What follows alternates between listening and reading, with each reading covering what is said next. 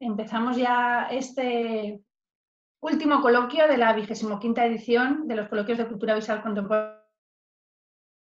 Esta edición ha sido, vamos a decir, especial por varios motivos. Es la 25ª, que es un número redondo, además es nuestro 30º aniversario, otro número redondo. Hemos tenido 5 coloquios en lugar de 4, como era tradicional otros años, y ya para acabar de redondear la cosa, es la primera vez que vamos a hacer este formato para los coloquios de cultura visual contemporánea, que no pasa nada porque bueno, es algo que estamos ya muy acostumbrados este año, así que esperemos que va a ir fenomenal, ¿no? Bueno, todos los que estáis inscritos aquí, los que estáis ahora ya sabéis el tema de esta tarde, más pantallas, nuevos canales para la cultura artística.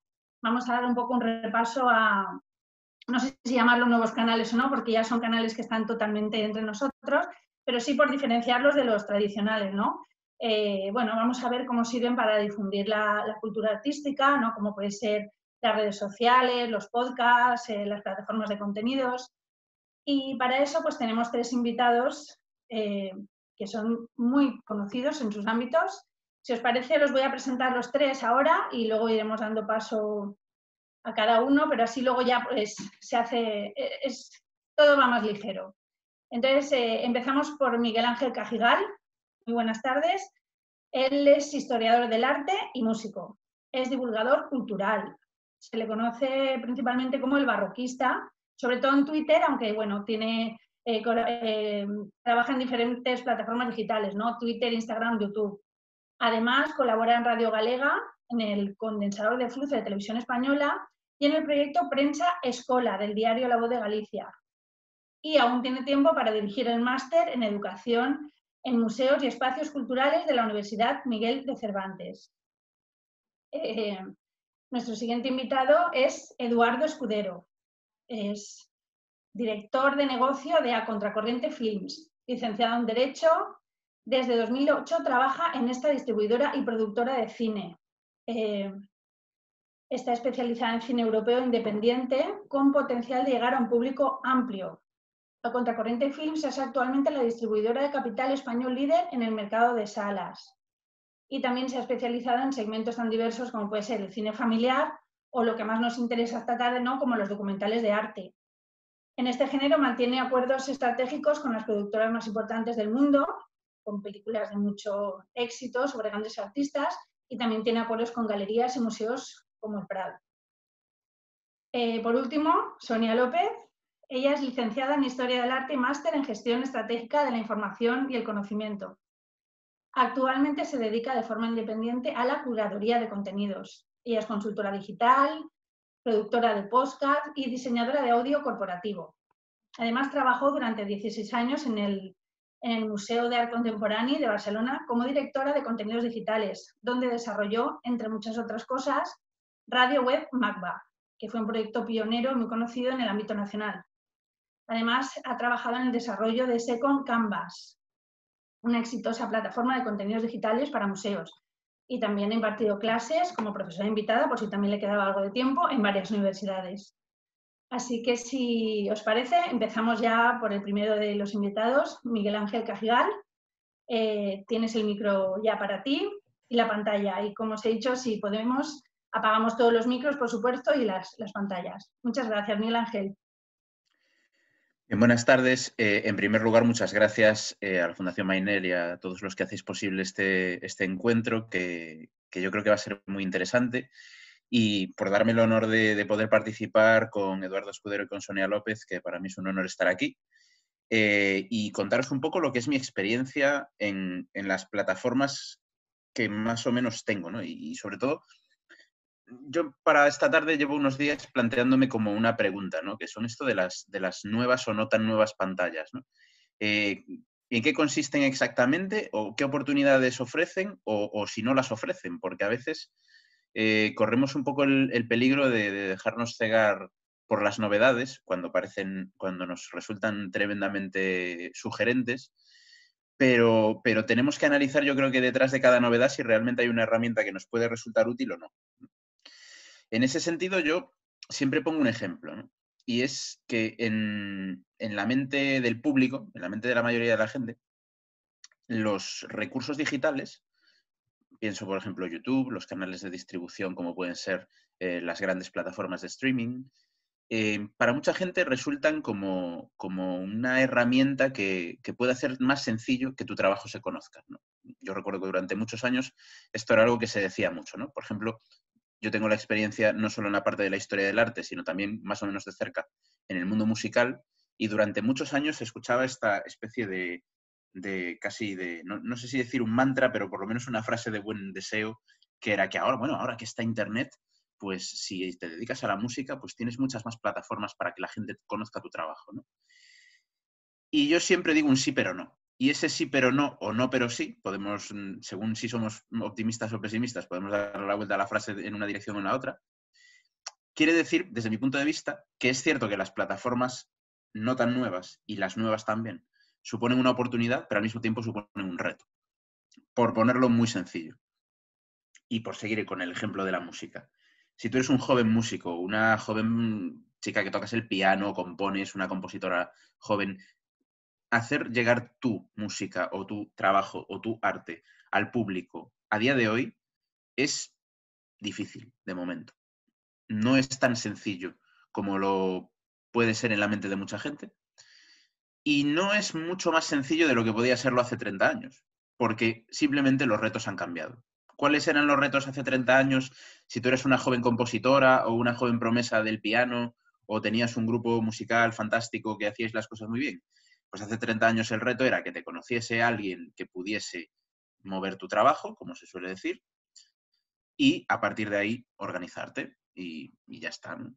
Ahora no es muy distinto porque en realidad, aunque tengas un canal de YouTube, aunque tengas tu perfil en redes, aunque tengas tu página web, aunque tengas muchas plataformas, sigues necesitando ese empujón que hace que te conozcan. Y es así de sencillo, ¿no? Puede parecer más fácil conseguir ese empujón, puede parecer más difícil. Eso dependerá evidentemente de la experiencia de cada persona, pero sigue habiendo un reto encima de la mesa, que al final es el reto del posicionamiento. Antes el posicionamiento es cierto que dependía más de una serie de plataformas o estructuras de distribución, por ejemplo, y ahora ese posicionamiento da una sensación de que es un poco más abierto.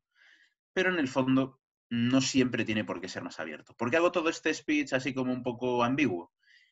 Porque yo que ahora tengo una presencia más o menos grande en las redes, me encuentro con que muchísima gente me pregunta, viene a mí, me dice, oye, yo hago esto, ¿qué consejos me das para poder difundir lo que hago?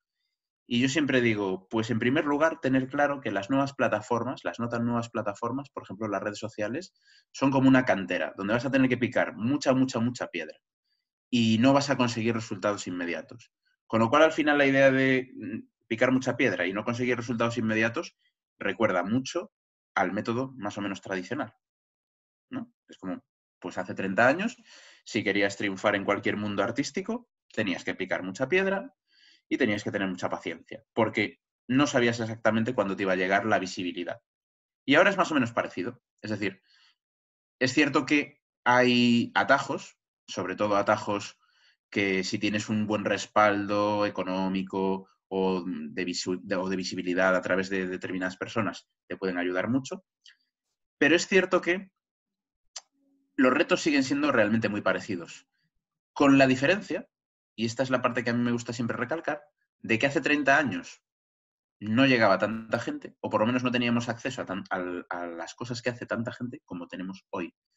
Hoy tenemos una oferta muchísimo más amplia, con lo cual aún hay como una dificultad adicional. Fijaos que os lo estoy pintando bastante apocalíptico, ¿eh? Pero esa dificultad adicional básicamente es que sí, yo quiero contar lo que hago en redes sociales, pero como yo quiero contar lo que hago en redes sociales, hay muchísima gente que quiere contar lo que hace en redes sociales. Entonces, este es mi punto de partida siempre. Y cuando empecé a impartir cursos de divulgación en redes, de comunicación en redes, yo siempre partía de esta idea. Es decir, nunca pensemos que ahora que están las redes, esto es muy fácil.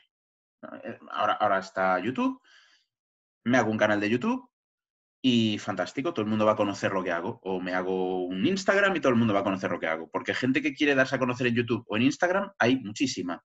Y hay muchos canales de YouTube que se han quedado por el camino o muchos canales de YouTube que se han quedado en un segundo nivel a pesar de que lo que hacían era muy interesante.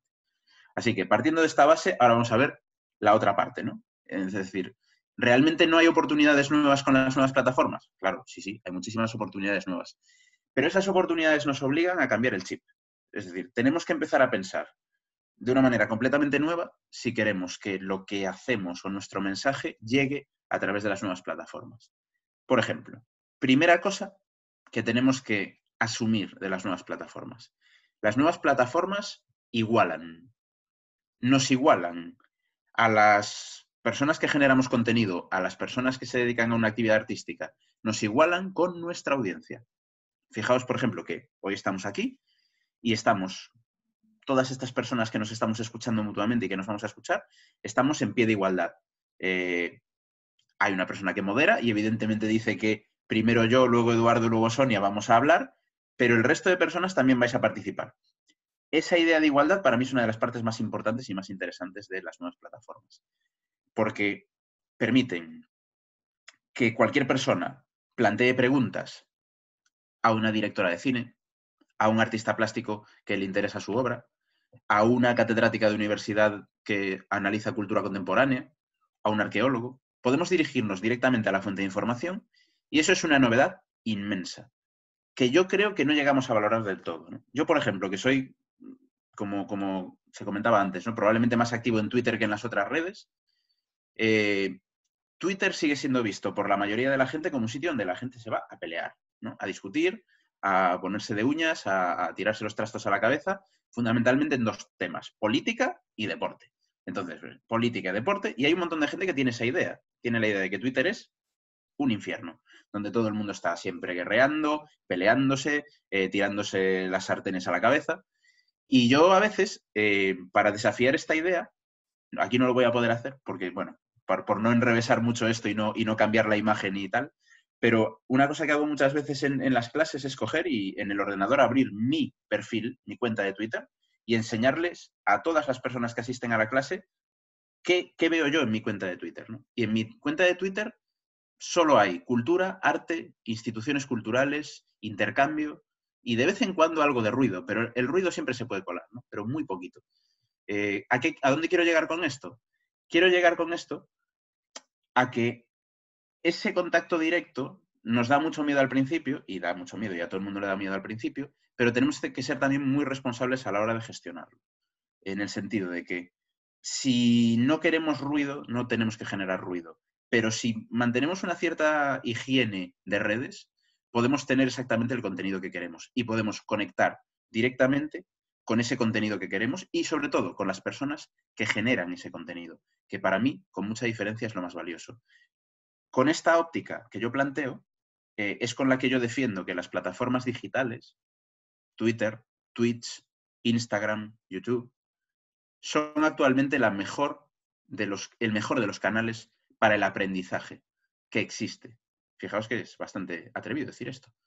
¿Y cómo me atrevo yo a decir que estas plataformas son el mejor canal de aprendizaje que existe? Primero porque se basan en la interacción, algunas más que otras, pero particularmente Twitter se basa mucho en la interacción. Se basan en el contacto directo con la fuente de información, pero con un contacto directo con la fuente de información donde somos mucho más demandantes. Por ejemplo, a mí me hacen muchas más preguntas un día cualquiera en Twitter de las que me hacen cuando doy una clase. Yo cuando doy una clase me hacen una pregunta, dos preguntas y ya está. Incluso me ocurre que cuando voy a dar una clase sobre redes sociales, y me imagino que de las personas que estamos aquí no seré el único al que le pase, me hacen una pregunta, dos preguntas, tres preguntas, y luego cuando llego a casa, al hotel, a donde sea, y entro en Twitter, tengo cinco preguntas más de gente que estaba en la clase, pero que ya ha adoptado ese nuevo canal de comunicación, que es Twitter o que es Instagram, o que te mandan un mensaje directo, porque permite mucha más flexibilidad a la hora de acceder a la fuente de información. Claro, estamos acostumbrados a la educación tradicional de levantar la mano, que todo el mundo te mira y hacer una pregunta a la profesora, al profesor y un poco de tensión. Y ahora de repente hay gente que descubre, mira, yo puedo hacer la pregunta al profesor a través de un mensaje directo de Twitter y nadie se entera de que hago la pregunta y paso mucho menos vergüenza y puedo recibir muchísima más información incluso, porque al final es como, no, eso no es exactamente lo que buscaba. Por favor, si podrías especificarme un poco más. Eso a mí me pasa constantemente. De hecho, yo hasta recibo preguntas, pero cantidad de preguntas, de gente que está haciendo la tesis doctoral, me piden consejo, me dicen, oye, ¿qué te parece esto que estoy haciendo? Me mandan algunas veces artículos. Todo esto era inviable, impensable, hace solo 10 años. Y es una puerta nueva a estas nuevas ventanas culturales de las que hablamos hoy, ¿no? Es decir, no solo es que sean ventanas nuevas, es que son ventanas múltiples. Ahora tenemos muchísimas ventanas. Un reto es saber gestionarlas.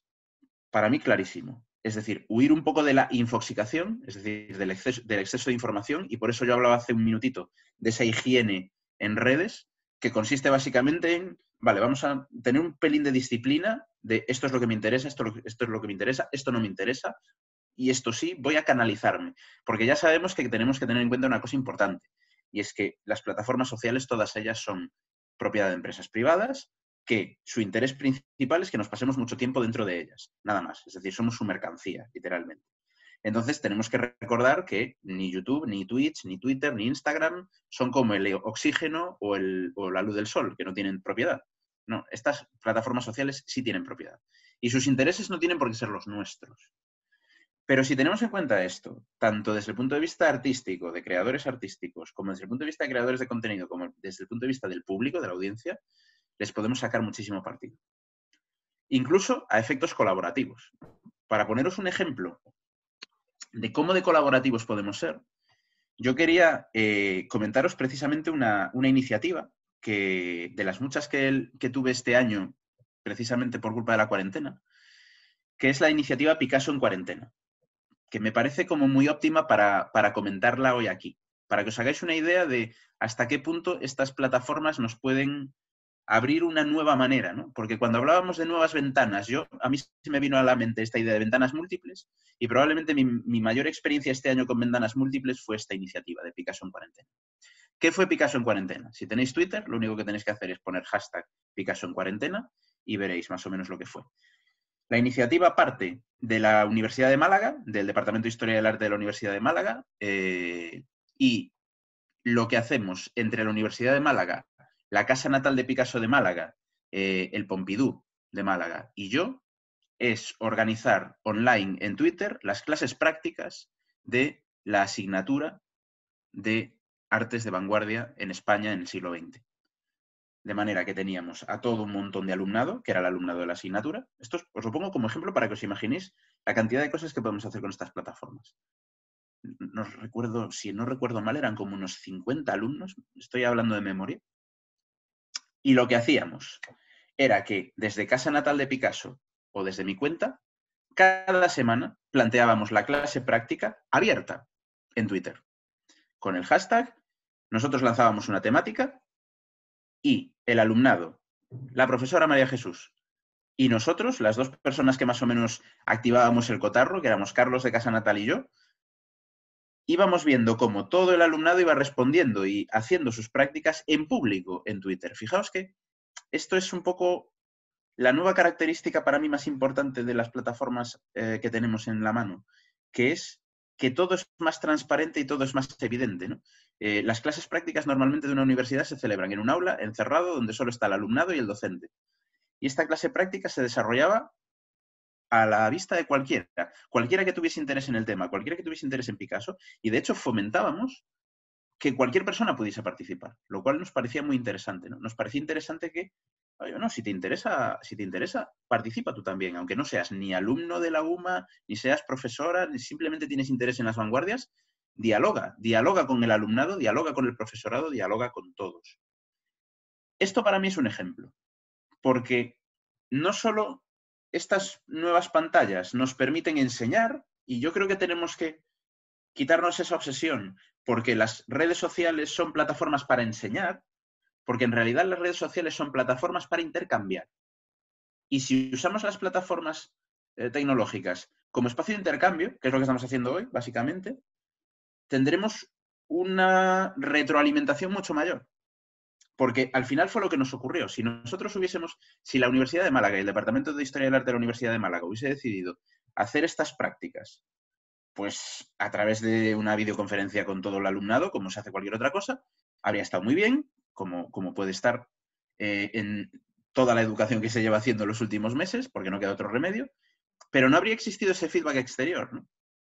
Mientras que al hacerlo en una plataforma donde todo el mundo puede entrar, todo el mundo puede participar, donde una persona que a lo mejor ni siquiera es de historia del arte, pero está leyendo los comentarios que decenas de alumnas y alumnos de historia del arte están haciendo sobre el tema de su práctica universitaria ese día, permite un intercambio mucho más fluido. Y entonces teníamos, de repente, al alumnado que no solo estaba haciendo prácticas de contenidos, estaba haciendo prácticas de contenidos, prácticas de comunicación, porque tenían que intentar escribir el tweet o los tweets de respuesta de la manera más versátil, pero también de la manera más clara y explicativa. Nació el debate, un debate saludable, con unas reglas saludables. Y todo eso lo que hace es enriquecer esa actividad, simplemente con trasladarla a Twitter, que podría haberse trasladado a otro sitio, podríamos haberlo hecho en directos de Instagram, podríamos haberlo en directos de Twitch, pero escogimos Twitter probablemente porque nos gustaba ese formato un poco de arborescente que tiene Twitter, donde al final, a partir del tema que proponíamos desde casa natal, o yo proponía, o proponía la profesora de la asignatura, se desgranaban un montón de aspectos, ¿no? Yo recuerdo, por ejemplo, uno de los temas que tratamos sobre la...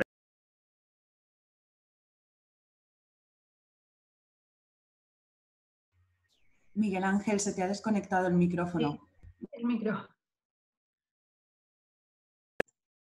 ¿Ahora? ¿Ahora sí? Ah, creo que pasa... ¿Me oís, verdad?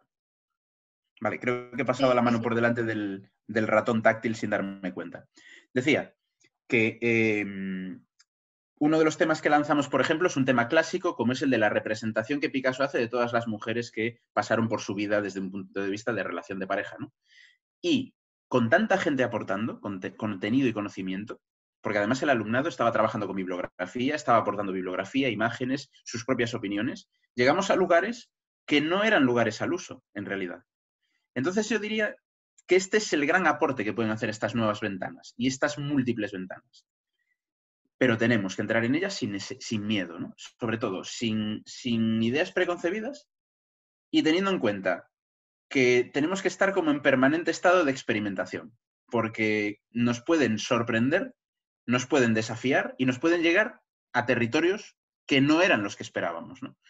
Y que a veces es posible que no sean ni siquiera los planificados o los previstos, como nos ocurrió a nosotros con estas prácticas, ¿no? Donde, bueno, nosotros lanzábamos un tema, los 2 primeros días, las 2 primeras semanas lanzábamos un tema y teníamos más o menos una idea de por dónde iban a ir los tiros, pero en cuanto a los participantes, este alumnado empezó a coger músculo y empezó a acostumbrarse al soporte, era impredecible saber de qué íbamos a terminar hablando. Entonces, nosotros ya planteábamos los temas acorde a esa idea de, bueno, vamos a lanzar esto y a ver por dónde nos lleva.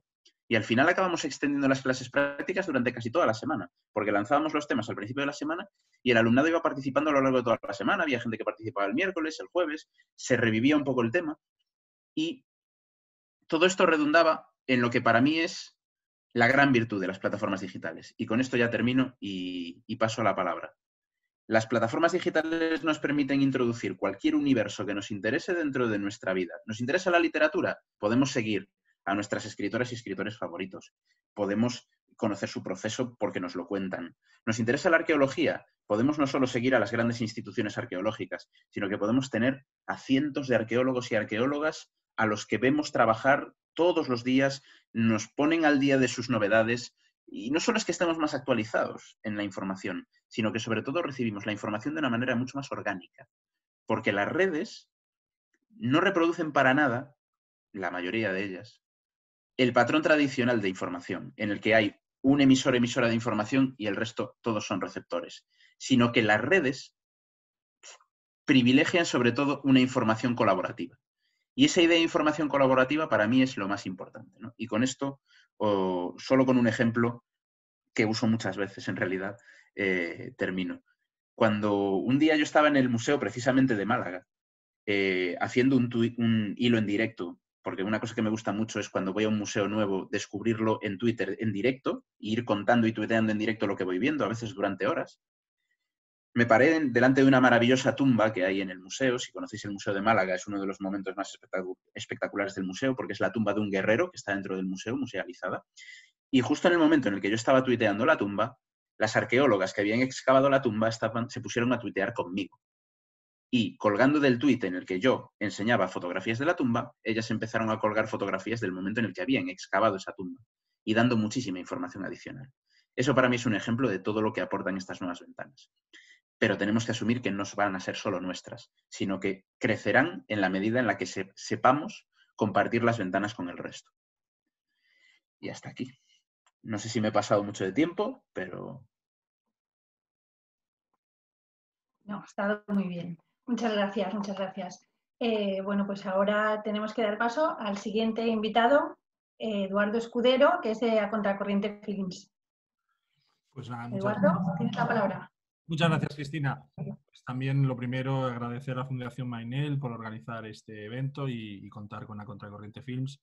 Y para mí también es un placer compartir mesa virtual con Sonia y Miguel Ángel, el famoso barroquista a quien conocí a partir en Twitter, a partir de meternos en este maravilloso mundo de los documentales de arte, ¿no? ¿Cómo no íbamos a conocer al barroquista? Bueno, dicho esto, nosotros tenemos esta línea de documentales de arte, es una más dentro de una compañía que básicamente somos distribuidores, aunque a nosotros no nos gusta llamarnos distribuidores. De hecho, en Francia, en la Asociación de Distribuidores de Cine se ha cambiado el nombre y ha pasado a llamarse en francés de editores de cine, no tanto en esa figura de editor montador, ¿no? Sino de editor porque pensamos que podemos aportar valor con nuestro trabajo, con ese posicionamiento al que aludía Miguel Ángel, pues porque cada obra, en este caso películas o documentales, requieren ese posicionamiento, ¿no? No todo vale y nos toca a nosotros, con este gorro un poquito quizás más industrial, pero bueno, por eso somos los malos de la película, pues hacer una selección previa y sobre lo que seleccionamos, pues decidir cómo lo lanzamos y los posicionamos, ¿no? Yo, bueno, hemos preparado, la gente de marketing tiene de mi casa, puedo compartir pantalla, me han preparado una pequeña presentación que vamos a ir pasando rápidamente. A ver, control L.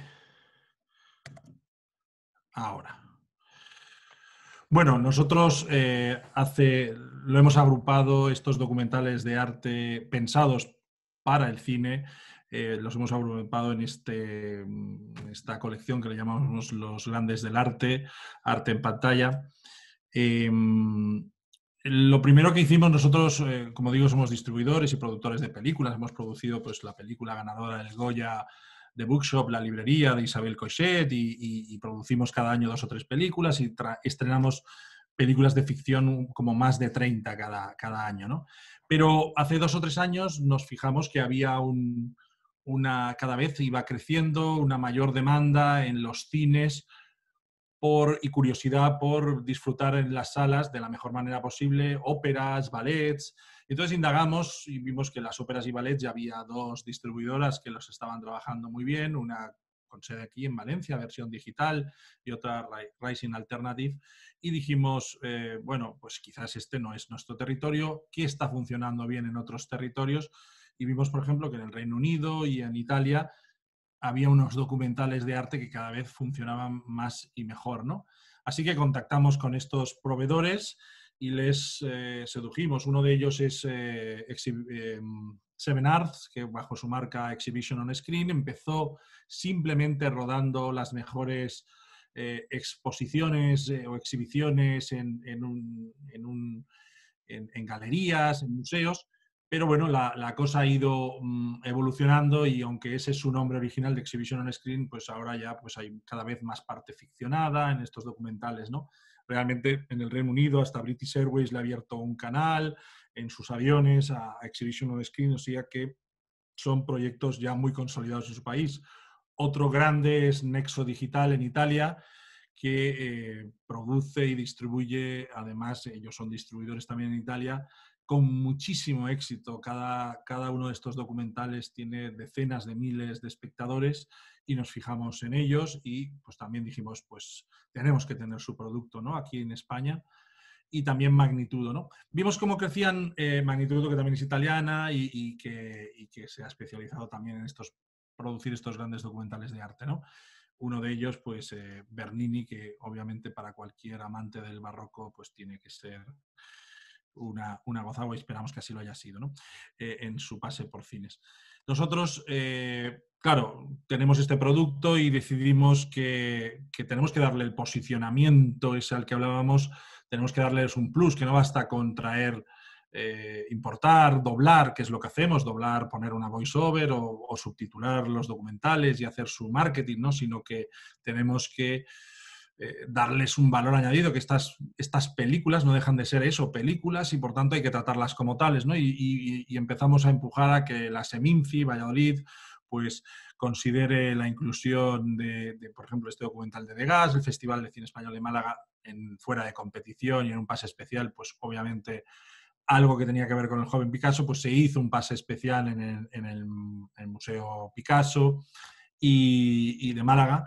Y luego, pues, el BCN Film Fest de Barcelona tiene una sección especializada solo en art al cinema, pues porque creemos que hay que darles también este caché o este plus, ¿no? A estos documentales de arte.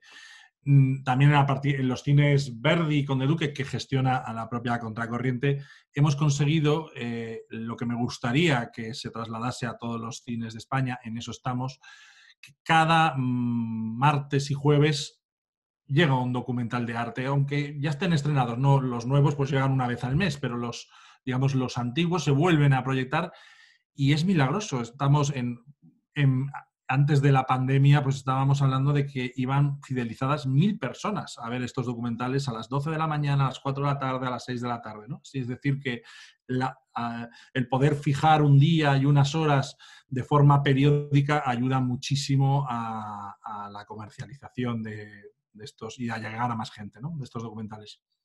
Bueno, claro, obviamente las redes sociales, como decía Miguel Ángel, son muy importantes, ¿no? Y tenemos que trabajar. Y es más, nos han permitido, con quizás menor inversión de la que requería a lo mejor una película convencional, ¿no? Una película de ficción, pues llegar a nichos que sin las redes sociales sería muy complicado, ¿no? Nichos grandes, porque hemos descubierto que el interés por el arte, incluso de gente que no tiene que ser especialista, que quiere viajar, ¿no? a través del cine a ver porque ya los ha visitado alguna vez o porque anhela de alguna vez poder ir al Museo d'Orsay o poder ir a ver las obras de Bernini in situ, ¿no? Así que, bueno, pues hemos tenido que trabajar y aprender mucho en las redes. Y bueno, hemos trabajado con agencias que nos han ido enseñando, en algunas cosas nos hemos equivocado, pero hemos intentado llegar a mucha gente y eso, pues bueno, pues hemos ido. La verdad es que nos hemos convertido en los especialistas de estos documentales, todos de ellos 90 minutos pensados para el cine y así pues desde hace 3 años venimos estrenando entre 8 y 10 cada año. Y bueno, pues ya vamos acumulando pues todas estas maravillosas obras que más allá del disfrute del público general en salas, estamos dándonos cuenta que hay una demanda cada vez mayor, no este año, que obviamente bastante tienen los colegios con gestionar todos los protocolos COVID, por supuesto, como para encima irse a los cines, pero en años antes de que llegase esta pandemia, pues sí cada vez había más demanda de profesores, de institutos, sobre todo para poder visionar estas películas con los alumnos. Y es que creo que además pueden ser, luego generando ese debate al que nos invitaba Miguel Ángel con las redes o no, en la propia clase, pues puede generar debates muy interesantes y quizás ayudar, porque estamos hablando de gente que es audiovisual, de chicos y chicas jóvenes que son audiovisuales, pues probablemente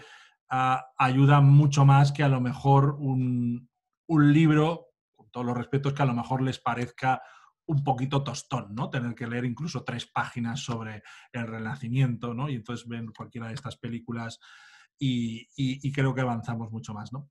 Bueno, pues seguimos con todo lo que hemos podido ir estrenando. Con Pintores y Reyes del Prado, además fuimos inversores y aportamos dinero para la producción y esta fue un poquito especial. En el bicentenario del Prado, pues fue como el broche.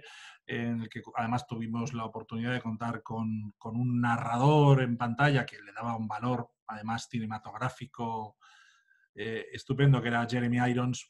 Bueno, pues conseguimos, pese a ese esfuerzo y a pasar todo el envoltorio, también vamos a hablar de cuál es la dimensión del arte todavía en las pantallas de cine, pues unos 25.000 espectadores, que está francamente bien, porque es el mayor, el desempeño mejor de la historia en nuestro país de cualquier documental de arte. El anterior récord lo ostentaba, récord entre comillas, porque no se trata de batir récords, pero lo ostentaba esa documental sobre el Bosco que se hizo a propósito de esa gran exhibición del Bosco en el Museo del Prado hace ya, no sé, varios años. Y bueno, tuvimos aquí la suerte de tener a Jeremy Irons, tanto en Barcelona como en Madrid, presentando, y eso pues seguro que ayudó, ¿no?, a darle el homenaje que también se merecía en pantalla a esta gran institución que es el Prado, ¿no? Y luego lo que viene este año, pues mira, teníamos que empezar en noviembre con el Museo del Hermitage, El Poder del Arte, y tuvimos que cancelarlo porque se nos cerraron cines tanto en Andalucía como en Cataluña y decidimos que, claro, se nos llevaban un alto porcentaje del total de cines, que iban a ser más de 100, pues perdíamos 40 cines de golpe, ¿no?, con esos cierres, y decidimos aplazarlo y esperamos a ver si lo vamos a poder recuperar, empezar en esta temporada 2021, que ya será 21, en enero, finales de enero, principios de febrero con Hermitage. Esto es lo que llega: Hermitage, Lucian Freud, joyas ocultas del impresionismo, Modigliani, las obras de Da Vinci, Botticelli, Rafael, una nueva Frida Kahlo y Munch, ¿no? Y luego, pues también tenemos en nuestro catálogo de películas otras que podrían llegar a ser afines, como Loving Vincent, la biografía de Van Gogh, las aventuras de Picasso, que podrían llegar a completar alguna de estas películas documentales, ¿no? Y bueno, poco más. La verdad es que llevamos picando piedra también nosotros, aunque a nivel industrial desde hace 3 años hemos... como dirían ahora, en la calificación progresamos adecuadamente, pero tampoco de una forma espectacular. Y la verdad es que cuando empezamos con este proyecto vimos las cifras de Italia y dijimos, a ver. Si los italianos, por mucho arte que tengan en Italia, van tanto al cine, los españoles no somos menos que los italianos. No somos tan distintos. Si me hubiesen dicho que eran los suecos, los noruegos o los daneses, digo, bueno, pues eso es claro, no tienen nada que hacer, tienen tanto frío que van al cine a ver lo que sea. Pero incluso documentales de arte. Pero no, los italianos van de forma realmente... Acabo de decir que el Prado conseguimos aquí 25.000 espectadores y ellos de media consiguen como mínimo 50.000 o 60.000, ¿no? Así que todavía nos queda camino por recorrer. Creo que además por ahora hemos comercializado estos documentales en un centenar de cines muy fieles que están contentos y satisfechos, pero solamente porque ocupamos horas valles los lunes y los martes, ¿no? El reto ahora es qué tal nos iría si de vez en cuando alguno ocupamos un sábado, que también permitiría que otra gente pudiese acudir a ver documentales, porque hay gente que obviamente de lunes a jueves pues no puede, ¿no? Y hablo de normalidad, no de esta pandemia que acabará pronto, espero, cuando en mayo, en junio, cuando estemos todos vacunados y todos volveremos a los cines, ¿no? Así que bueno, poco más tenía que compartir, que seguimos ilusionados, que nos gusta arrabiar esta especialización. Y que no solo esto, que también ahora hemos integrado una empresa en nuestro grupo que se dedicaba a las óperas y el ballet y que se llamaba Rising Alternative, con lo cual creo que podemos completar pues ese abanico, ese portfolio de arte en diferentes vertientes muy bien, y vamos a seguir, además de con las películas de ficción que pues es nuestro principal sustento, ¿no? Muchas gracias. Gracias, Eduardo. Veo que tenemos unos ponentes muy disciplinados con el tiempo. Muchísimas gracias. Ánimo con esta temporada y seguro que volveremos a los cines y a todas partes. Esperemos que sí, que llegue pronto el 2021. Damos paso ahora a Sonia López. Como os he dicho antes, ella es productora de podcast y contenidos digitales y muchas cosas más. Sonia, te escuchamos. Buenas tardes. Bueno, no me queda más que unirme a los agradecimientos que tanto de Miguel Ángel como de Eduardo hacia la Fundación Mainel por invitarnos a compartir nuestra experiencia y este rato, esta tarde. Bueno, yo tenía preparado una pequeña presentación, pero la verdad es que suelo cambiar de decisión de manera bastante súbita y de repente he decidido no hacer mi charla sin ella. Si durante el transcurso necesito algún apoyo, la abriré. Pero bueno, yo vengo aquí a compartir una experiencia desde un ángulo un poco diferente al de Miguel Ángel y al de Eduardo. Yo vengo a compartir una experiencia de un proyecto que digamos que lo que me va a servir de ejemplo para la experiencia que quiero compartir es un proyecto que tiré adelante o que puse en marcha durante mi etapa como responsable de medios digitales en el MACBA, pero que fue, como se ha dicho en la presentación, Radio Web MACBA. Pero antes de pasar a entrar en materia, creo que aparte de una presentación, digamos, de mi trayectoria profesional, a mí me gusta presentar también cómo soy o qué clase de persona, qué background tengo. Yo me considero una persona criada en una cultura pop y bastante ecléctica, con muchos intereses diferentes. Y me licencié en Historia del Arte en 1997. Me licencié sin haber usado el ordenador más que para pasar a limpio los trabajos en un momento en que, aunque Internet ya existía, no era del uso público. Así que fui testigo, creo que eso es relevante para mi trayectoria, fui testigo de la transición que hemos sufrido las personas de en torno a mi generación, que nacimos en los años 70, esa transición entre la cultura analógica a la cultura digital. Ese paso, ese de repente darnos cuenta de primera mano de las oportunidades que surgían con Internet, dio una perspectiva totalmente diferente al enfoque de los proyectos que tiré adelante en el momento en que pasé al ámbito profesional después de la universidad.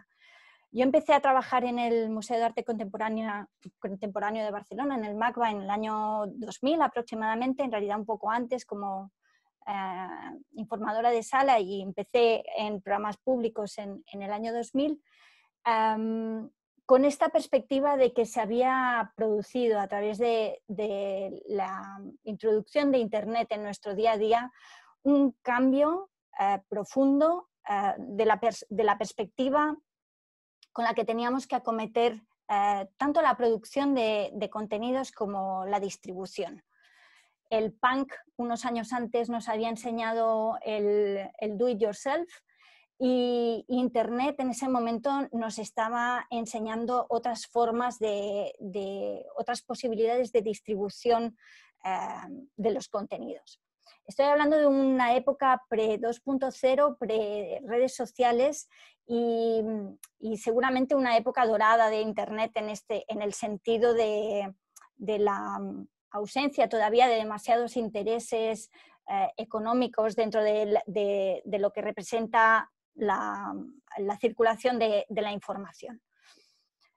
En el marco de mi digamos, papel en el MACBA, de mi labor en el MACBA, tiré adelante varios proyectos que estaban en esta línea de experimentación con la distribución de contenidos y la producción en formatos diferentes, siempre bajo una perspectiva que era la de publicar cualquier contenido que fuera publicable dentro de la institución. La vocación pública, la vocación de llevar a la ciudadanía, a la audiencia y a encontrar nuevas audiencias a través de los contenidos, era una preocupación constante. Y dentro de este marco, en el año 2006, pusimos en marcha un proyecto llamado Radio Web MACBA, que lo que intentaba sobre todo era captar procesos que ocurrían en el museo. yo en ese momento estaba, el equipo de medios digitales, que era yo y conmigo misma, estaba situada dentro del departamento de publicaciones del museo. En ese momento se consideraba que la página web y todo lo que colgaba, el ecosistema que había alrededor de la web era una publicación más del museo. Y desde esa posición privilegiada yo podía asistir a la preparación de muchos proyectos a 2 años vista que ocurrían en el museo. Seguramente las publicaciones son una de los elementos que forman parte del ecosistema de los proyectos museísticos que se empiezan a preparar con mayor antelación junto con el propio concepto de la exposición. Y en ese sentido veíamos circular comisarios, artistas, multitud de personas que en esas conversaciones y en ese reunirse y hacer trabajo en equipo veíamos cómo se iba gestando el proyecto delante de nosotros. Y yo, que también había tenido alguna experiencia en el entorno de la radio con mis compañeros de la facultad y allegados, de repente parecía que la radio y la oralidad podían convertirse en una fórmula nueva o experimental, al menos en ese momento, para abordar también lo visual desde el museo. Como digo, eso implicaba incorporar un registro nuevo dentro de los lenguajes de comunicación del museo, y era el registro oral. En el marco de los museos de arte, que son el paradigma del dispositivo visual, de comunicación visual, en ese momento la alternativa que estaba aceptada como la alternativa legítima que acompañaba lo visual era el texto. Y no es lo mismo leer un texto que escuchar a alguien que te cuenta algo. Entonces, el inventarnos el proyecto de la radio implicaba empezar a hablar de los proyectos del museo en un lenguaje diferente. Además, las cápsulas de radio, y enseguida pasaré a hablar de la cuestión del podcast, que al fin y al cabo es lo que nos interesa.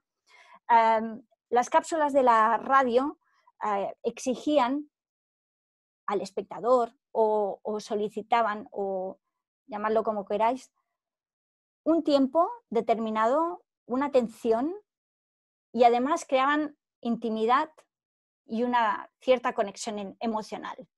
Esas 4 cosas eran importantes para nosotros a la hora de abordar ese proyecto. Pero esos 4 conceptos no eran algo que nosotros inventáramos, ni muchísimo menos. Ya los había inventado y los estaba explotando el mundo de la radio convencional desde hacía mucho tiempo. Así que desde el proyecto de Radio Web MACBA nos apropiamos de un formato de comunicación que ya existía y lo desplazamos hacia un modelo de distribución que justo en ese momento estaba eclosionando y se estaba empezando a usar de una forma bastante común en Estados Unidos y en Europa todavía era incipiente. Y ese era el formato de podcast.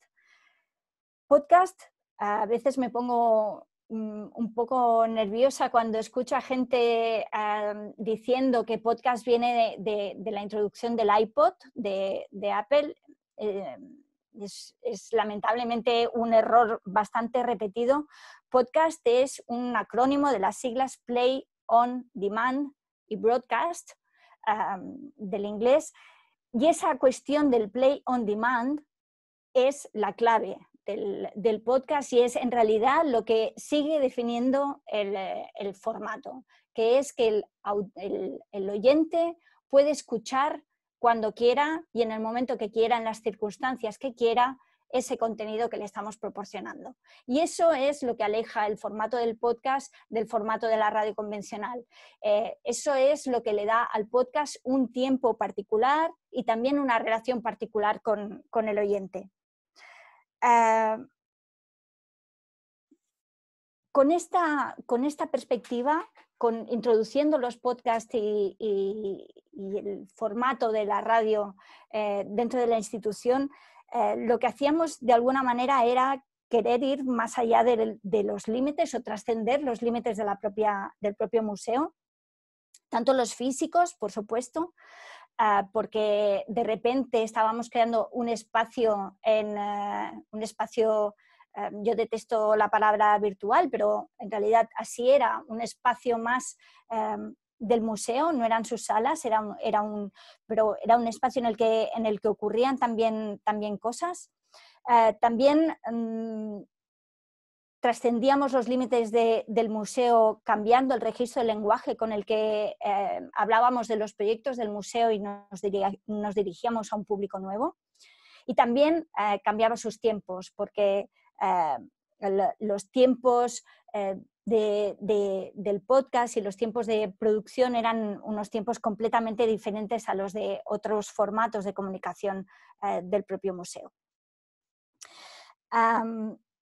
Os estoy hablando de un proyecto que tiene ya aproximadamente 15 años de vida, sigue funcionando viento en popa. Hay una cantidad ingente de material dentro de Radio Web-MACBA que os invito a explorar, desde los podcasts más antiguos de los que me puedo considerar totalmente culpable, a los más recientes que un equipo maravilloso está llevando a cabo, liderado por el Departamento de Programas Públicos del museo. Y ahora, antes en la intervención de Miguel Ángel, ha empezado hablando del reto del posicionamiento y he pensado, me cachis, yo también quería hablar de eso, pero no pasa nada porque yo voy a terminar y creo que así vamos a cerrar un círculo bastante interesante. El reto del podcast ahora, que se está empezando parece que es como el nuevo 2.0, ¿no? Todas las marcas quieren tener su podcast, todos los museos quieren tener su podcast, cualquier iniciativa privada quiere tener su podcast, precisamente por esa sensación de contacto emocional, de intimidad que se crea con el usuario, porque en un mundo de muchas pantallas, el aislarse y dedicar un tiempo a escuchar algo parece que nos permite, no nos aísla tanto de nuestro exterior. ¿Cuál es el reto? El reto precisamente es el del descubrimiento. Los podcasts ahora se distribuyen sobre todo a través de los grandes distribuidores de contenidos de audio, que son Spotify, Apple Podcast y Google. Y el reto está en cómo superar esa total marabunta de contenidos, cómo ya no digo posicionar como productores nuestro contenido, sino como receptores, como oyentes, cómo encontrar contenidos que sean significativos y que realmente tengan interés. Cómo además podemos llegar a salir del algoritmo que no deja de recomendarnos cosas que ya nos gustan y no nos deja salir de nuestra propia rueda de hámster en cuanto a intereses.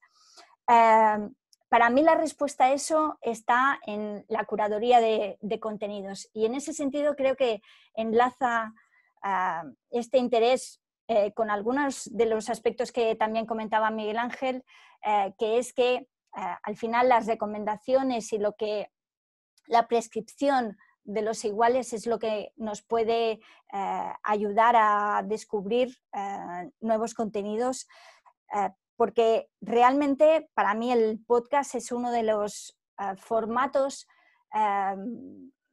con los que hay un espacio de creatividad brutales. Bajo mi punto de vista hay mucho riesgo de que el podcast se convierta en una especie como de audio al que no le haces nada, simplemente lo cuelgas en los indicas y lo cuelgas y se distribuye y ya está, y que se pierda el espacio, como decía, de creatividad que proporciona el sonido, esa idea de que cuando estamos creando un podcast estamos haciendo algo que alguien va a escuchar, probablemente con auriculares, nos vamos a meter en la intimidad de su oído y sobre todo vamos a tener su atención durante el tiempo que dure ese podcast, y creo que los oyentes se merecen todo nuestro respeto en ese sentido, así que merece la pena trabajar para hacer buenos contenidos. Y no sé si he ido muy rápido o muy lenta, pero esto es lo que quería compartir con vosotros. Espero que ahora en el coloquio haya oportunidad para seguir debatiendo. Muchas gracias. Muchas gracias, Sonia. Yo creo que ha sido fenomenal. Y además cumpliendo con el tiempo también. Vale, pues si os parece, vamos a dar paso ya al coloquio, que suele ser muy interesante también. Por supuesto, las ponencias de los invitados siempre son lo que centran todo, pero también se consigue, también nos enriquecemos mucho de la participación de los asistentes. Si os parece, podemos abrir cámaras, los micros solamente cuando hable el que le toque hablar, para no generar ruido. Y si queréis podéis ir pasando en el chat el que quiera preguntar algo, y así podemos ir por orden. Así que si os parece, como tengo yo el micro, empiezo yo con las preguntas y mientras tanto pues podéis ir pidiendo la voz. Si alguno prefiere escribir el mensaje y lo leemos, también se puede, ¿no? Si los alumnos de Miguel Ángel pueden hacerlo así, pues aquí no vamos a ser menos, también podemos hablar a través del chat. Claro que sí. Yo quería empezar preguntándoos una cosa. No sé si os consideráis, yo creo que no, pero no sé si os consideráis un poco competencia de lo presencial, sois sustitutivos, lo potenciáis, es decir, ¿no? Estáis generando unos contenidos que pueden hacer conocer museos, pueden hacer conocer lo que es la experiencia de siempre a través de vuestros contenidos. ¿O creéis que sois potenciadores de esta experiencia? Como queráis, sí. Es interesante porque yo creo que esa es una pregunta que se plantean las instituciones mucho. Lo veo mucho como esa presión que ahora ha habido, por ejemplo, en los museos, ¿no? Nos pasamos a lo digital, ya, pero si nos pasamos a lo digital, igual luego no vienen los visitantes. Hombre, yo nunca he visto que Radio Clásica se considere la competencia de los conciertos de clásica ni de ópera. No, y existe de toda la vida. Tampoco considero que la radio se haya considerado la competencia de la literatura, por ejemplo. Y entonces yo creo que simplemente son cosas diferentes que redundan en un sector o en un campo que puede ser el mismo, similar o próximo, pero que yo o sea, voy a ser un radical, con perdón, pero yo desterraría las dos ideas. Es decir, no es ni competencia ni potenciación. Es otra cosa. O sea, yo lo siento así, ¿no? Porque quizás me encuentro muchas veces también con el otro error. Es decir, esos dos planteamientos para mí pueden inducir al error. No digo que esté mal pensarlo, pero que puede llevarnos al error de verlos desde un punto de vista extremo. Si consideramos que un podcast, un documental como los de A Contracorriente o lo que se puede hacer en redes hace la competencia a la cultura presencial, yo creo que nos estamos equivocando y nos estaremos perdiendo muchas cosas. Pero al mismo tiempo, si consideramos que esas herramientas van a potenciar lo presencial, a lo mejor también nos equivocamos, porque tienen independencia propia, tienen una vida propia. No creo que se deba pensar por meterme un poco en el campo de Sonia, ¿no? Vamos a hacer un podcast para que venga más gente a nuestra institución. No, vamos a hacer un podcast porque tenemos cosas que contar en un podcast. Y la gente vendrá, no vendrá, pero tendrá un complemento a lo que es la actividad. Ese es mi punto de vista. No sé si... Yo comparto lo que dices. Creo que más que miedo a la competencia, la reflexión en las instituciones que todavía están en ese punto de hacerse esa clase de reflexiones, yo creo que por suerte hay muchas que ya están totalmente convencidas de que tienen que integrar lo digital en sus proyectos y como le escuché en una ocasión decir al jefe de desarrollo digital del Prado, no hacemos proyectos digitales, hacemos proyectos. Creo que otra cosa es que las instituciones sepan exactamente cuál es el posicionamiento que tienen que tener con todas estas herramientas que para instituciones que a veces son contradicciones bicentenarias pueden, no lo digo por el Prado precisamente, pueden tener dificultades de saber cómo incorporarlo, ¿no? Pero estoy de acuerdo con lo que decía Miguel Ángel, que ni es competencia ni tampoco van a ir más visitantes y muchísimo menos por un podcast. Bueno, yo también estoy de acuerdo que no hay, yo creo que en el mejor de los escenarios podría ser un complemento, pero tampoco en ningún caso sustitutivo. Esto es como cuando me hablan, y ahora hablo de lo mío, que son las películas también de ficción, me dicen, hombre, es que si las ves en casa en video on demand, ya no las ves en el cine. Bueno, primero no verás lo mismo ni al mismo tiempo, pero esto es como la pizza.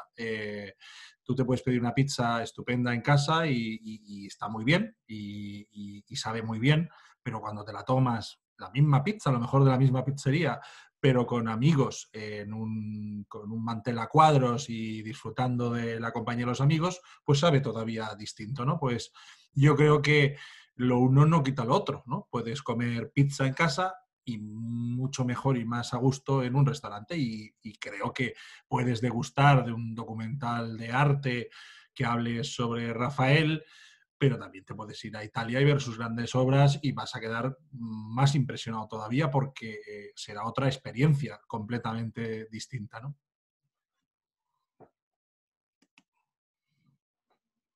Sí, son disfrutes diferentes, como decíais los tres. Bien, no sé si se anima alguien con alguna pregunta. Yo quería preguntar también, ¿no podemos comparar la cultura con otros grandes eventos o con, no sé, conciertos, eventos deportivos, en cuanto a cifras de espectadores o de seguidores? Pero vosotros que estáis en este mundo que, bueno, pues sí hay cosas en contra, ¿no? Como explicaba Miguel Ángel también antes, pero sí que es verdad que es más fácil llegar a más gente. A lo mejor si a través de estos canales se puede hacer algo para darle la vuelta, ¿no? Para ir cogiendo más seguidores o apuntando más gente al carro de la cultura. No sé si os veis un poco, pues mucha responsabilidad deciros esto, o si os veis un poco en ese camino. Bueno, no, hombre, no, responsabilidad no, pero sí que creo que el audiovisual, en mi caso, tiene cierto poder de prescripción, ¿no? Yo siempre pongo el ejemplo de que creo que hace más, por ejemplo, en un instituto, proyectar Amadeus, la película de Milos Forman, que ponerles a tocar la flautita, con todos los respetos a la flauta, y pretender que ya no se hace, ¿eh? Yo ahora ya sé que soy muy antiguo, yo fui a EGB, pero sí que es verdad que creo que se utilizan otras formas docentes mucho más modernas que eso, pero pretender que le guste a alguien la música por tocar la flauta por obligación es muy complicado.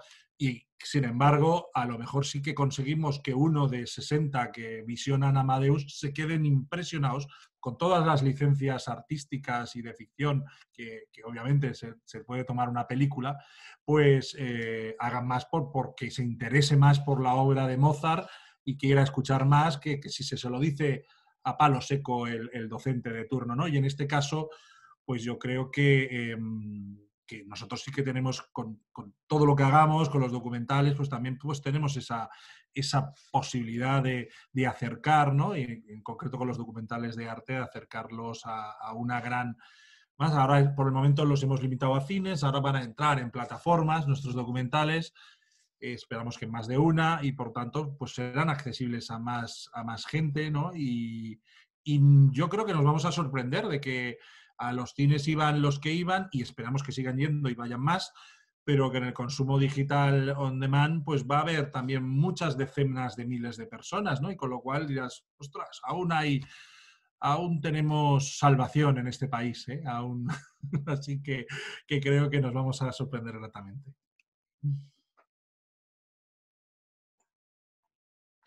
No sé si alguno más. Sí, yo creo que ahí hay como... Es que estoy pensando mucho en esta idea de on demand, ¿no? Y me parece muy interesante porque la clave es la demanda, pero no la demanda desde un punto de vista comercial necesariamente, sino la demanda desde el punto de vista humano y personal. La cultura se ha utilizado durante décadas educativamente como castigo. Y esto es uno de los grandes problemas que tiene la cultura en determinados países, ¿no? Ejemplo, vamos a ir al museo si quieres luego ir a jugar. O si quieres ir al partido de baloncesto o al partido de fútbol, vamos a ir al museo. O castigar a niños y niñas con leer un libro. Esto no es infrecuente, yo lo he visto, lo de castigar con leer un libro, o te tienes que leer un libro. Entonces, la clave para mí es que la cultura se ha rodeado de una serie de barreras tradicionalmente para autoprotegerse en buena medida, pero también para perpetuar esa idea de que un cierto acceso a la cultura marcaba una diferenciación de clase, porque es evidente, y todavía seguimos un poco en esa dinámica y luego arrastramos esa dinámica. ¿A qué quiero decir? ¿A dónde quiero llegar con esto? A que parece que muchas instituciones quieren más públicos y nuevos públicos y buscan más público y al final solo lo han encontrado en un sitio, que es en el público turístico. Porque el público turístico, como es un mercado, se puede más o menos manejar con lógicas de mercado. Promoción, visibilización o recomendación, lo que sería la prescripción. Cuando en realidad la clave aquí es de construcción de públicos, ¿no? Y a la hora de la construcción de públicos culturales tenemos que asumir, y yo por lo menos es algo que tengo asumidísimo desde que tengo cierta relevancia en redes, que hay que quitar todo ese traje dorado de la cultura como algo de élite, ¿no? Y creo que todavía cuesta, ¿no? Y yo lo sigo viendo. Por ejemplo, hace unos meses hubo esta polémica completamente artificial sobre la que yo ya opiné un montón de veces, ¿no? De la visita de Chiara Ferragni, la influencer italiana, a la Galería degli Uffizi, y que hubo gente que montó como un pequeño escándalo porque la Galería degli Uffizi había puesto un tuit diciendo, pues ha venido Chiara Ferragni, qué bien. Y había gente que, qué vergüenza que un templo de la cultura como la Galería degli Uffizi hable de esta influencer que vende ropa en su... Y es como, ¿pero qué pasa? ¿Qué pasa? O sea, hay que tener un certificado de pureza para entrar en el museo y ser relevante para el museo, pero al mismo tiempo ese mismo museo quiere que vaya más gente. No se puede estar en misa y repicando, ¿no? Y yo creo que aquí en este caso el objetivo es bastante claro, ¿no? La cultura para ser sostenible requiere de ser vivida. Y si Chiara Ferragni va a Uffizi, es lógico que Uffizi en sus redes sociales, que son un espacio completamente informal, diga, pues ha venido Chiara Ferragni a Uffizi. Oye, pues mira, no han escrito un paper sobre Chiara Ferragni. O sea, vamos a ver si nos relajamos un poco.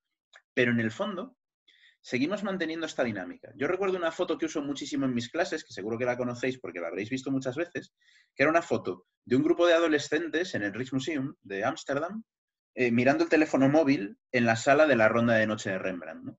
Y recuerdo que esa foto en su momento, ya hace bastante, ya hace 3 o 4 años, se viralizó como, qué vergüenza las generaciones actuales que estando en una sala con la obra maestra de Rembrandt delante, están mirando el móvil. Y yo pensaba, deja de meterte con cómo gestiona el tiempo y la atención las demás personas. Quiero decir, yo soy un auténtico enfermo del arte y de los museos, pero yo también miro el teléfono móvil cuando estoy en un museo y también a veces me siento en un banco y necesito 15 minutos de estar en otra cosa. Yo no entro en el Museo del Prado y voy, cuadro tras cuadro, porque si no me moriría directamente, sería imposible. Parece como que se ha fabricado una idea de que hay una postura, incluso corporal, para disfrutar del arte, ¿no? Que suele ser como así, con la mano en la barbilla y mirando con la mirada perdida en el infinito. Y todo lo que no sea una persona vestida de persona culta, con todos los clichés de persona culta, y mirando hacia el infinito delante de un cuadro, parece que nos molesta. Si se sacan un selfie nos molesta. Si no sé qué nos molesta. Yo creo que nos tenemos que desprejuiciar mucho con eso. Que eso no significa que no haya que tener unas normas, unas reglas y evidentemente unos controles. Pero que, oye, que cada persona puede disfrutar el arte y la cultura de maneras completamente diferentes. Y yo creo que eso es algo que estas nuevas plataformas evidencian. Es decir, ¿qué ha pasado con el audiolibro? El audiolibro no es una cosa súper novedosa, en el fondo. El audiolibro existe de toda la vida, literalmente. Ya se hacían audiolibros en discos de pizarra y de cera. Pero el audiolibro de repente significa que yo puedo... pues mira, mientras voy trabajando, en el coche me voy a poner un capítulo de la novela que me gusta o de un clásico de la literatura o lo que sea. Escuchar a Shakespeare o a Conan Doyle es menos que leerlo. No. Y ahí está la clave. Y esa es la pregunta a la que yo llego al final. ¿Visitar un museo a través de su Instagram es menos que visitarlo físicamente? No. Y antes hablaba Sonia del Prado y me parece un ejemplo fantástico que yo uso muchísimo. Yo veo todos los días a miles y miles de personas que conocen el Museo del Prado como si fuesen de su plantilla y a lo mejor no lo han visitado nunca. Pero es que no se pierden ni un directo del Prado todos los días por la mañana en Instagram. Entonces, cuando un cuadro cambia de pared, ves en los comentarios de, hey, ese cuadro antes estaba allí. Es que es increíble. Y de gente que vive a 10.000 kilómetros, a 12.000 kilómetros. Eso genera un enganche que es fundamental para la cultura, porque la cultura requiere de ser disfrutada y vivida de una manera íntima, como antes decía Sonia al hablar del podcast, ¿no? Y de la idea de que sonamos en el oído de nuestros oyentes. Entonces yo creo que mi reflexión va más por ahí que por un conflicto. Yo no veo el conflicto en realidad. Y creo que sí, que efectivamente, si con las nuevas plataformas quitamos esas barreras, sí se van a crear nuevos públicos, porque van a tener nuevas formas de acceder a la cultura, que es la de siempre, ¿no? La cultura es la misma, lo que pasa es que ahora en vez de 2 puertas, pues habrá 50, 100 o 200. Perdón que me he alargado mucho, pero es que como me entusiasmo con esto mucho, disculpad. A mí me gustaría hacer una aportación, perdona, pero mira, enlazando con el ejemplo que ponías de la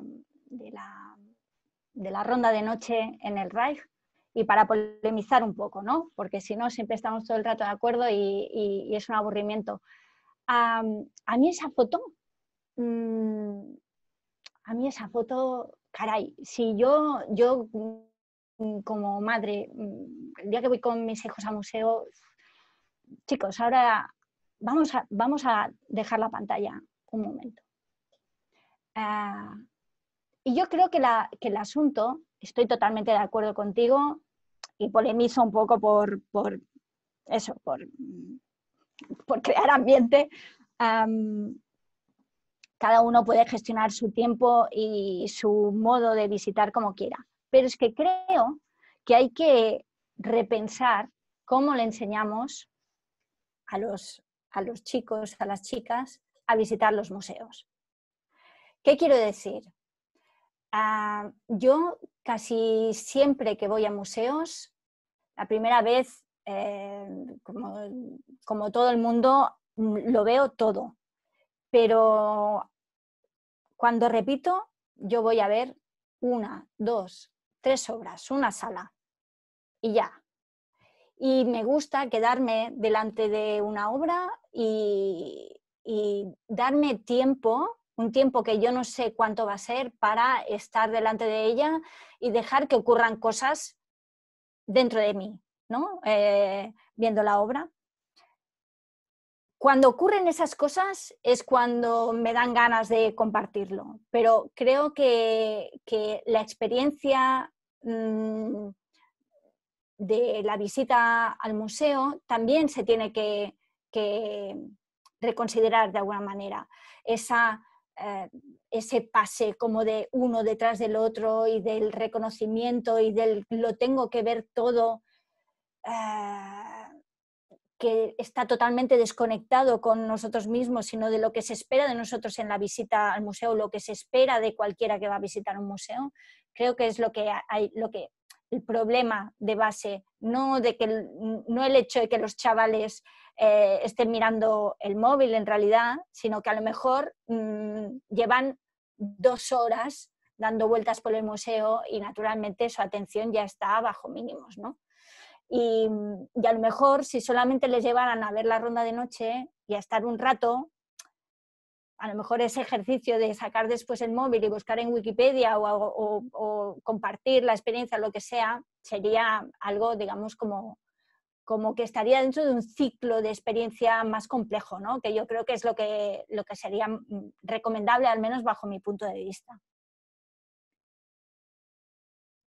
Pues por añadir más puntos de vista a esta foto, yo también la vi compartida con muchas críticas, pero también había alguien que decía, y podía ser verdad, que estos chicos podían estar con una aplicación que tenía que ver con el cuadro que tenían detrás. O sea que, ¿por qué no? ¿Por qué no podían estar haciendo alguna especie de juego organizado por el museo? No lo sé, es algún comentario que oí. Sí, hay una cosa, solo por lo que decía Sonia, estoy completamente de acuerdo, ¿eh? O sea, soy un polemista terrible, porque estoy de acuerdo contigo, pero simplemente por... Yo que esto de la visita de jóvenes en el museo, pues básicamente es como me gano la vida, entonces básicamente lo conozco muy bien. A mí me pasa muchas veces que cuando tengo que enseñarle una exposición compleja a un grupo de adolescentes o de niños y niñas, les enseño, me paro en dos cosas, en tres cosas, y muchas veces, la persona que les acompaña, docente, me dice, ¿no vamos a ver toda la exposición? Entonces, esa es una de las muchísimas barreras a lo mejor de las que yo hablaba. O sea, cuando decía, hay que flexibilizar la manera en la que accedemos a la cultura, ¿no? Que es, por eso te digo, estoy absolutamente de acuerdo contigo. Yo soy un enfermo que tiende a darse unas panzadas en los museos terribles, pero ya estoy acostumbrado, ¿no? Es como, no intenten hacer esto en su casa sin supervisión, porque yo ya sé gestionarme. Pero verse un museo mediano entero es una locura. Verse un museo grande, como puede ser Louvre, Prado, National Gallery, entero a la primera, es imposible, literalmente, ¿no? Era solo...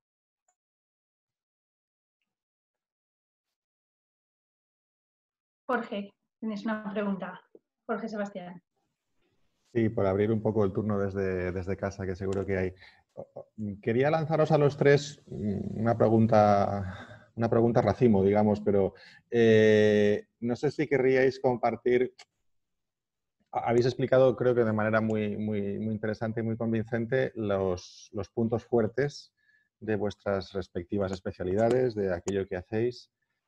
Quizás os invitaría a darle la vuelta y si querríais compartir los puntos débiles. Es decir, qué cosas a lo mejor habéis intentado o habéis querido hacer y habéis comprendido que el medio simplemente no es el apropiado o no tiene esa oportunidad. No se trata de lista de grandes éxitos y lista de grandes fracasos, pero ya me entendéis.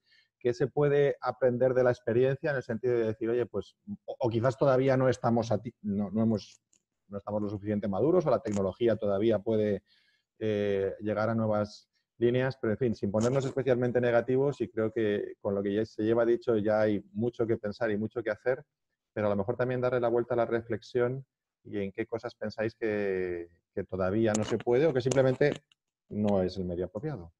Es una pregunta, lo sé, un tanto delicada. A mí se me ocurre una cosa, ya por abrir el fuego y atreverme.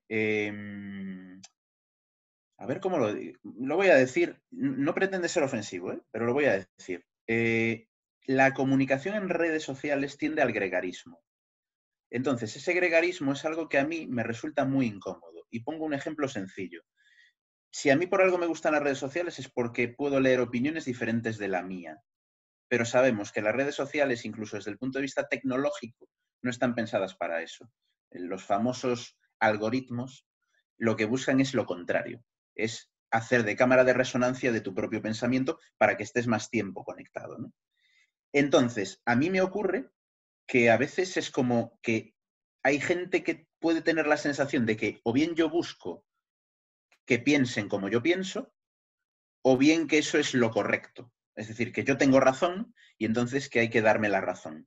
Y esa es la parte que para mí supone un equilibrio diferente, ¿no? Porque, por ejemplo, ahora Sonia dice, pues mira, voy a abrir un poco el debate y tal. Y como estamos cara a cara remotamente, podemos ver que nos encontramos en ciertas discrepancias. Pero en las plataformas sociales esto es mucho más difícil. Porque de repente parece que si alguien te dice en un tuit, no estoy de acuerdo contigo, conflicto, ¿no? Parece como más brusco, ¿no?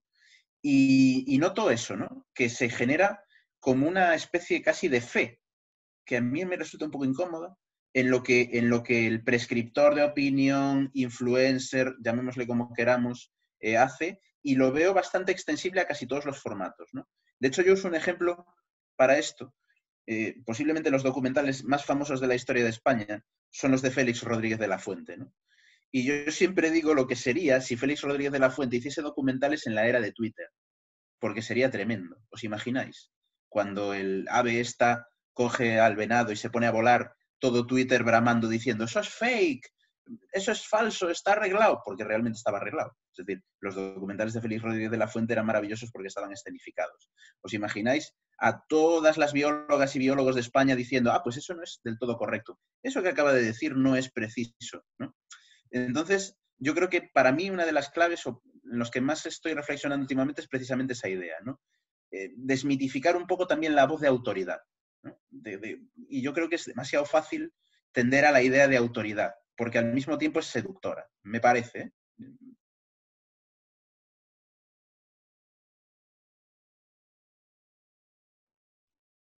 Y no sé si alguno más también queréis atreveros con esta debilidad que decía Jorge.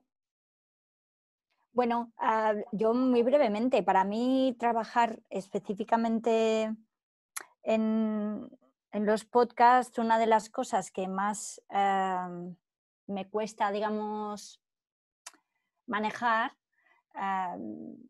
es el tamaño de la audiencia. Precisamente con los podcasts, cuanto más específico eres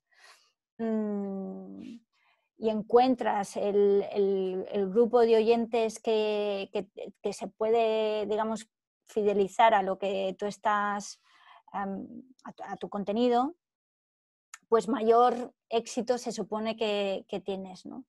A mí que me parece que el podcast es un espacio de experimentación y que te permite explorar muchos, no solamente como productores, sino como oyente, como muchos formatos y tipos de escucha diversos, esa tendencia al nicho, pues, y además pensar que cuando estaba al cargo del proyecto del MACBA, siempre tenía muy presente la necesidad de generar un proyecto que tuviera retorno, es decir, que los recursos que invertíamos en la realización del proyecto estuvieran proporcionados al de la gente que lo escuchaba, porque es eso, en Internet estaba y estaba al alcance de todo el mundo, pero no todo el mundo lo escuchaba.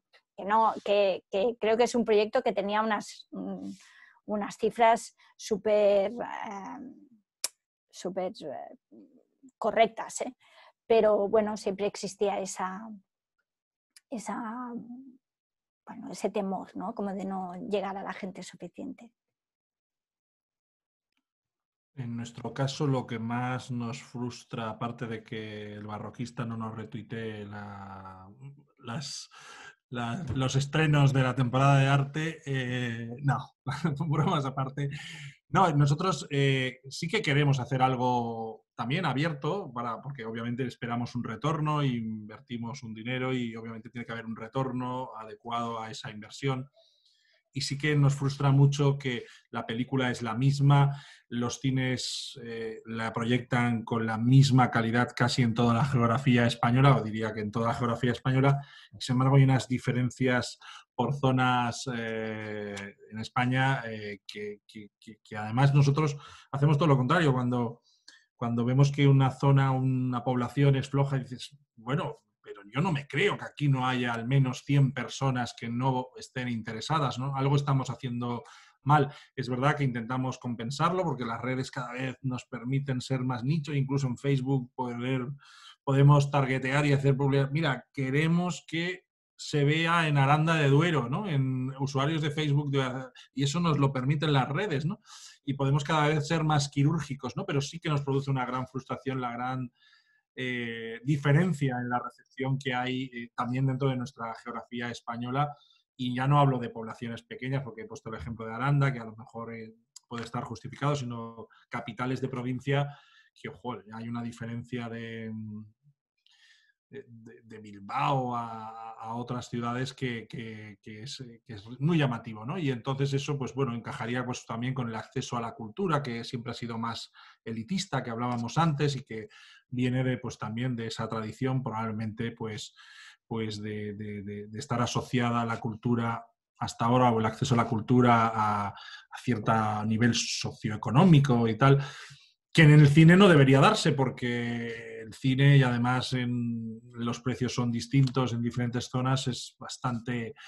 debería ser accesible, pero la frustración es que sigue habiendo unas diferencias muy grandes y que tenemos que trabajar en intentar ser mejores en la comunicación en esas poblaciones.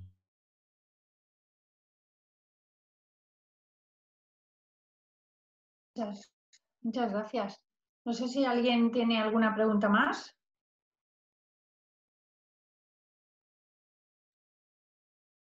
Bueno, yo creo que ha sido muy interesante. Hemos pasado, la verdad, un rato estupendo hablando de cultura, de arte, de plataformas. Y hemos aprendido un montón. ¿Sí? Hola. Bueno, es que quería preguntar una pregunta a Sonia López. Y es que ¿vuestros podcasts están en Spotify? Hola. Hola, sí, estaba quitándome el mute. Que yo sepa, y ahora ya hace un tiempo que no estoy al frente del proyecto, que yo sepa no están en Spotify los podcasts de Radio Web Magma. Vale. Están en iTunes y están descargables en su propia plataforma, que es muy fácil de encontrar si entras a la web del museo.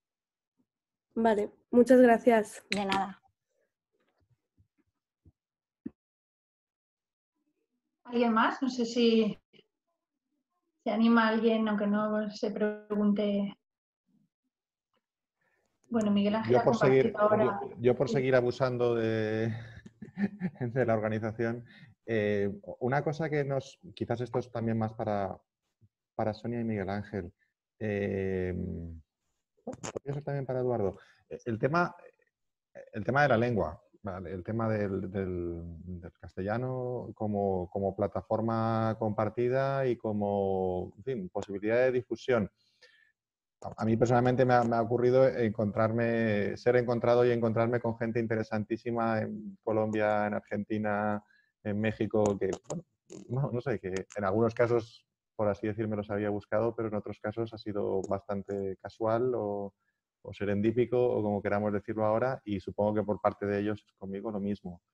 No sé si en vuestra experiencia es igual de impredecible, es decir, parecería que los canales nacionales en este caso de España, como que los tendríamos mucho más presentes, y no sé hasta qué punto tenemos también esa dimensión internacional del castellano presente, o es algo que nos sigue sorprendiendo. Pues es interesante, porque cuando Eduardo estaba hablando justo hace un minuto sobre estas diferencias territoriales entre capitales de provincia, yo estaba justo pensando, mira, esto pasa también con los seguidores que tienes en los países de América Latina, que curiosamente Internet no llega exactamente con la misma fuerza a todas partes. Yo, por ejemplo, tengo, y este tipo de consumo sobre todo, yo, por ejemplo, tengo muchos seguidores en Argentina, Colombia y México, fundamentalmente en esos tres países, ¿no? Y en otros países muchos menos. Y es algo que me llama mucho la atención, pero radicalmente menos. La idea de la internacionalización me parece muy interesante. Y yo pongo dos ejemplos, y intento ser breve. Los creadores de contenido digitales de generación joven más importantes de España en cuanto a divulgación, que yo diría que son casi todos gente de YouTube. O sea, pienso en Jaime Altozano, Ter, Quantum Fracture, que ya es ciencia, CD Ciencia, Pascu y Rodri, que estamos hablando de canales que están entre el 1 millón y los 4 millones de seguidores, que es la población de un país pequeño, como yo siempre digo. Tienen muchísimos seguidores en América Latina. Es una auténtica barbaridad. De hecho, probablemente el gran empuje a nivel de seguidores lo alcanzan cuando el dios algorítmico de YouTube decide que su contenido interese en América Latina, y entonces crecen exponencialmente. Y yo tengo una experiencia curiosa. Yo colaboro todos los lunes en Radio Galega, que es la radio pública de Galicia. Tengo una sección en el programa Galicia por diante, en galego, porque somos la única radio que emite en galego. Y el podcast, que luego cuando se podcastiza, es un poco una barbarización del soporte, pero cuando se convierte en podcast, mi sección se escucha en un montón de países. Entonces, dispara las estadísticas de manera espectacular y supera la barrera lingüística. Es cierto que el galego y el castellano son muy parecidos, pero, por ejemplo, es el programa más escuchado en otras partes de España que no son Galicia, entre otras cosas, por los colaboradores que participamos en el programa y que tenemos una audiencia que excede el marco territorial. O sea que el marco lingüístico, al mismo tiempo, siempre nos da sorpresas, ¿no? A mí lo del marco lingüístico es algo que me da sorpresas muy interesantes, ¿no? Como, por ejemplo, pues eso, que un programa en galego sea muy escuchado, pues en Argentina lo puedo entender, pero que sea muy escuchado en Aranda de Duero. Por seguir, hoy vamos a protagonizar, hacer que Aranda de Duero protagonice la tarde, ¿no? Pero creo que es interesante esta idea, porque a veces vemos la lengua como o una llave que abre o cierra, y yo creo que a veces es más fluido de lo que nos imaginamos.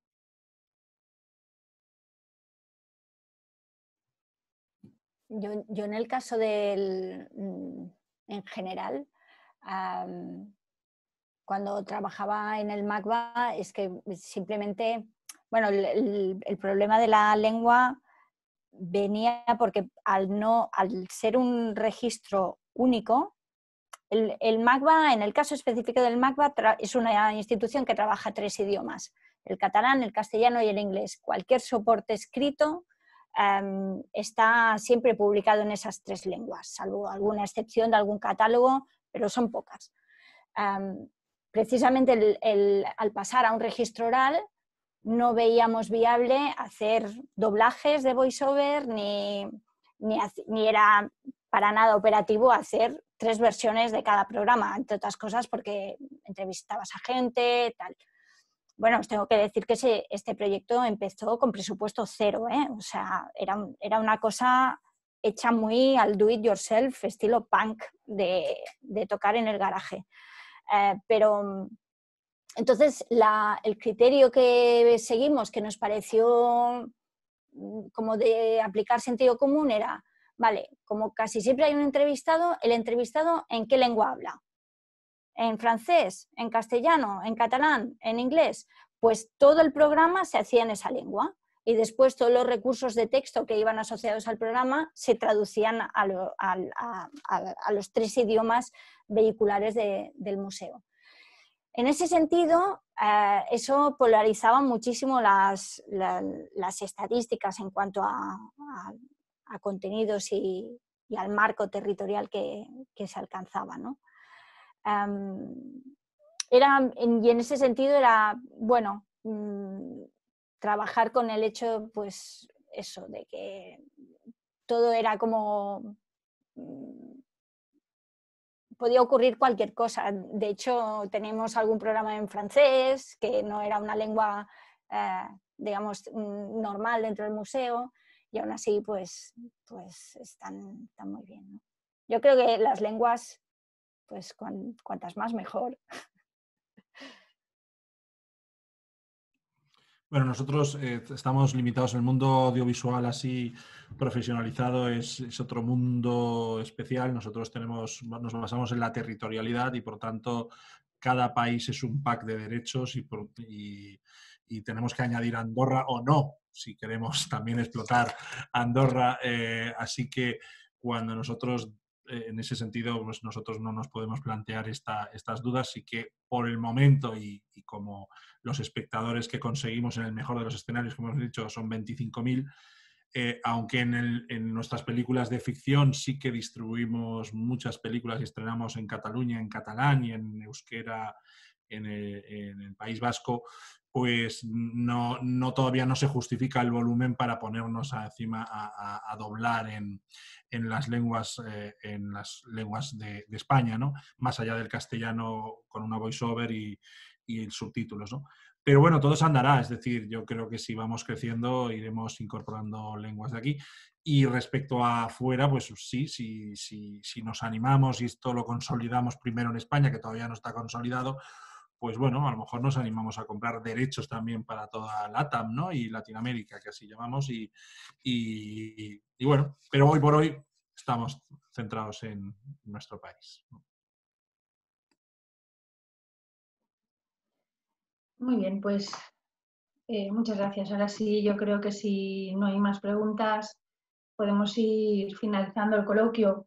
Me quedo con algunas ideas muy interesantes que habéis dicho, ¿no? Miguel Ángel decía que pues, las redes sociales nos igualan y sobre todo nos dan una oportunidad estupenda de entablar un diálogo directo con los creadores, que de otra forma no tendríamos, ¿no? Pero con disciplina, como me decías, porque si no, bueno, nos pueden comer las redes sociales. Me ha encantado también de Eduardo, pues esas cifras que alcanzáis con los documentales de arte, ¿no? Que yo desconocía que se pudieran conseguir.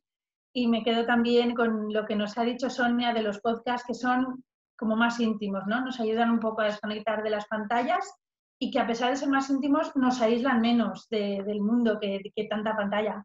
Así que, bueno, muchas gracias. Ha habido muchísimas más ideas interesantes, pero por hacer un resumen, ha sido un rato muy entretenido de viernes y bueno, creo que hemos cerrado estupendamente esta 25ª edición de los coloquios.